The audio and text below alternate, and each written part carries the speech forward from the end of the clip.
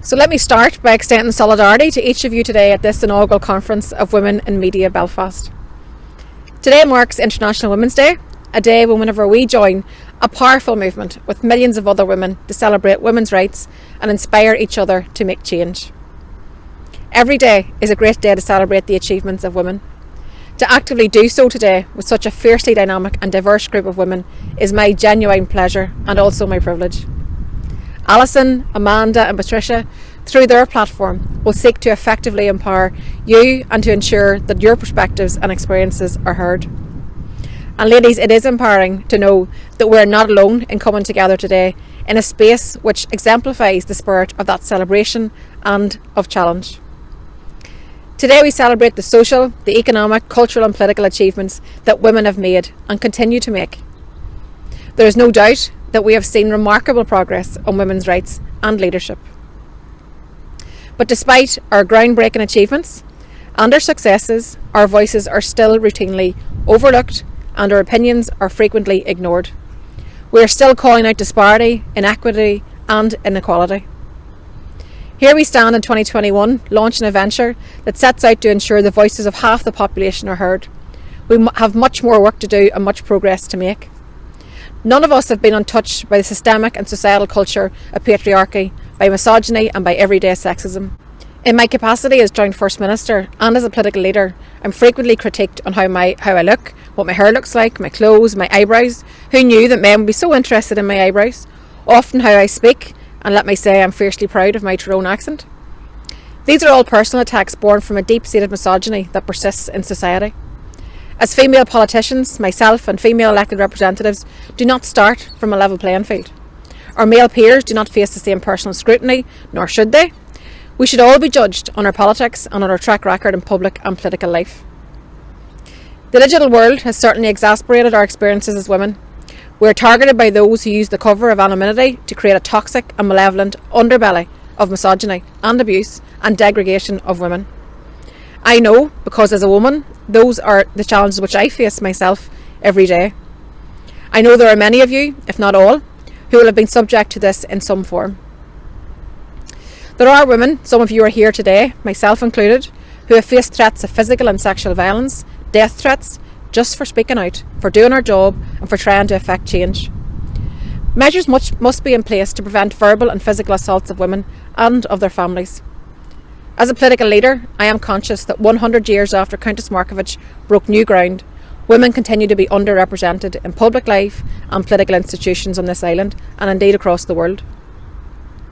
Here in the North, as Joint First Minister, I share responsibility with Arlene Foster, two females leading their respective parties here and sharing power in the executive, and that is progress indeed. But the UN predicts that at that current rate, gender equality in the highest positions of power will not reach globally for another 130 years. Women's political representation in parliaments around the world is less than 25%, and even at the higher office it drops to 10%. Here in the Assembly, just over a third of our MLAs are women, and in local politics women make up just over a quarter of councillors. When it comes to public appointments, women represent 28% of chairs and make up 40% of public appointments. It is a fact that that's repeated in many other areas. The persistent barriers to women's participation and leadership in all walks of life remain. Women continue to be targeted for publicly asserting themselves. Protecting political and public life space is critically important so that more women can participate. And we must also now face the stark reality that the new barriers to equality are being created as a result of the global health pandemic.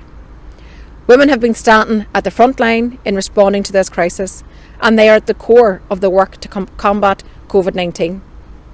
But so too have they been disproportionately affected, with many facing great risk of poverty, domestic violence, job and income loss, and having to shoulder additional responsibility. So from challenge must come change. And as Audre Lorde said, until we are all free, none of us are free. Each of us have a shared experience as women. But for each of us, those struggles may be different. They can be based on age, race, class, sexual orientation. But it is that diversity that can be transformative, and together we can forge a common bond and create a legacy of an equal world for ourselves and for future generations. You cannot be absent from decision-making processes. Your voices cannot be silent. So today, Let each of us ensure and enable the voices and perspective of women and girls to make sure it's heard in all spaces. Gender equality is a fundamental human right. It is your right, and without it, our society is impacted. I challenge each and every one of you to embrace the fierceness of spirit today, to stand up, choose to challenge and contribute when and how you can. There must be a recalibration of how we as women are represented, how we contribute to shaping a better world. Let us agree to have a collective vision where no woman is ever left behind. Let me finish with an Irish saying, Ní art go cur le chéile. It means that there is no strength without unity. And that is the essence of International Women's Day. Collectively, we can all help to create an inclusive world. Enjoy today. As Minister with responsibility for media, I welcome and am delighted to support Women in Media's Belfast inaugural event to mark International Women's Day. This initiative has been established to amplify the voices of women working in print, broadcast, online and entertainment media, and to showcase the knowledge and expertise of women in all sections of society. The Government established the Future of Media Commission in September 2020 to examine the future of media in Ireland. This includes Ireland's public service broadcasters, commercial broadcasters, print and online media platforms. The Commission most recently also heard about the need for issues such as gender equality and diversity to be addressed in media.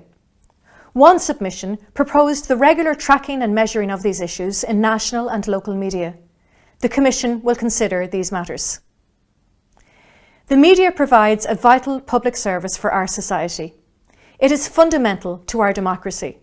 It underpins how people stay informed and how they engage with Ireland's language, culture and sport.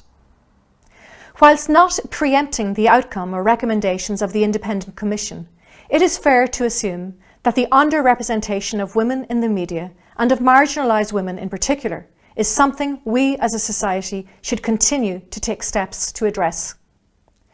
I have already given my support to groups on this, including Women on Air, a not-for-profit organisation that campaigns for greater gender balance on the airwaves and which recently launched a new database of women and media. American activist and journalist Gloria Steinem once said, "I think if women are visible in the media, truly visible, in an empowered role, it empowers us to be more visible in any area of our lives." Having had a chance to look at the programme for this conference, I am delighted to see that women from across the island of Ireland are joining together on the panels and in the audience to create a space where marginalised women's voices can be heard. And let's indeed support and empower them, ensuring they are heard loud and clear in the media. I commend you all on developing creative approaches for ensuring there is a greater visibility of women in media as journalists, commentators and experts in their field.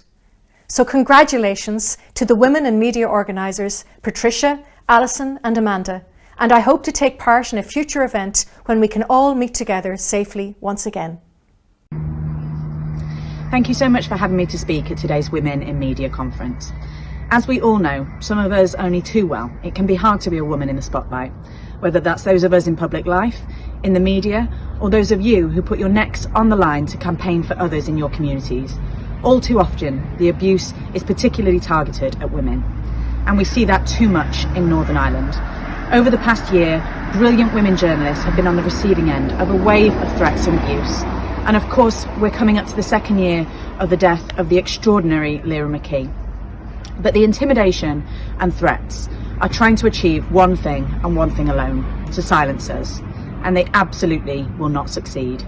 The extraordinary journalism that the likes of Alison Morris and Patricia Devlin continue to produce, despite a climate of intimidation, is testament to this. And it's testament to their astounding courage and professional integrity.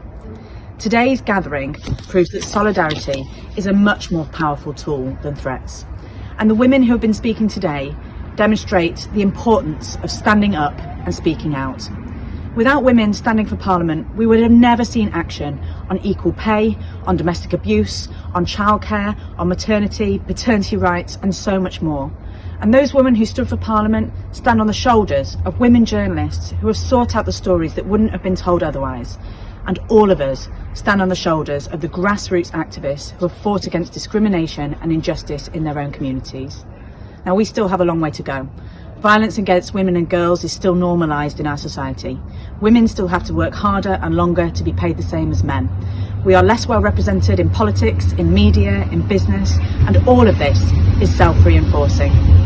So it falls to us, just as it fell to our sisters before us, to put ourselves forward, put women's issues at the heart of our political and media debate, and build a better future for our daughters and granddaughters.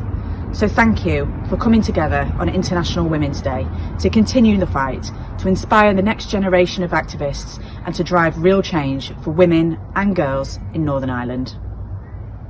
International Women's Day is an appropriate time to pause and reflect on where we have come from, but also what lies ahead.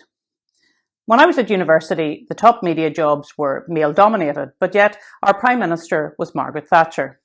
The glass ceiling was being cracked right from the top of politics in the United Kingdom, but not by the media.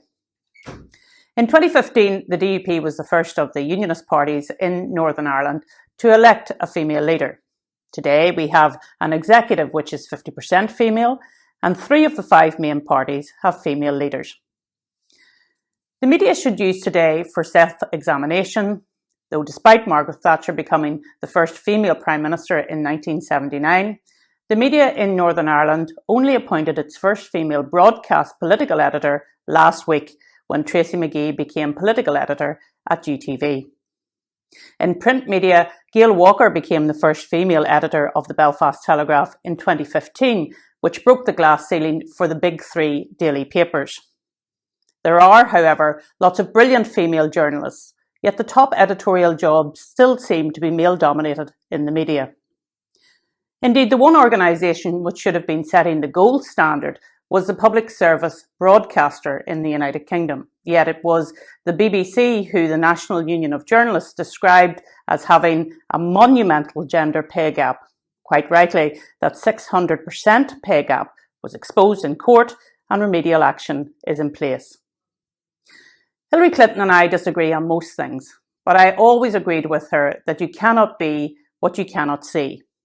I was privileged to grow up in an era where I could see a female leader who, like her or loathe her, was not so much cracking the glass ceiling as removing the walls of the house and pouring new foundations. What are the foundations and what should they be? Everyone will have different opinions on this. I don't seek special privileges because I'm a woman. I want the same opportunities as any man. I don't believe in quotas for media personnel or for politicians. I believe in a fair crack at the job, and I don't want women in jobs because of a mathematical formula. I want them in jobs because they are the best for the role. It would be remiss of me not to mention the role of social media and scrutiny in all of this. The biggest obstacle to being a woman in public life today is the constant stream of commentary on your appearance, the hourly trolling and monthly idiot who makes "this is what I'd like to do to you today" threat. The police have been getting better at dealing with this, but let's face it, the social media companies are more powerful than many small countries, yet they are failing to tackle these faceless trolls. What concerns me more is the growing evidence of online lynch mobs controlled by dark forces who are unleashed on female public figures like a pack of lions to do as much damage as they can to the public figure and the cause that they represent. Finally, it is not only online where faceless trolls lurk, as we have seen in recent days. In closing, I say this on International Women's Day: I stand with Maria Cahill. I trust the Media Ethics Board in the United Kingdom and Ireland will also stand by Maria and make sure the appropriate sanctions are placed on those who slandered her in the name of journalism, while all the time they were really political activists. Best wishes for the rest of the conference, and thank you for the opportunity to have this short address.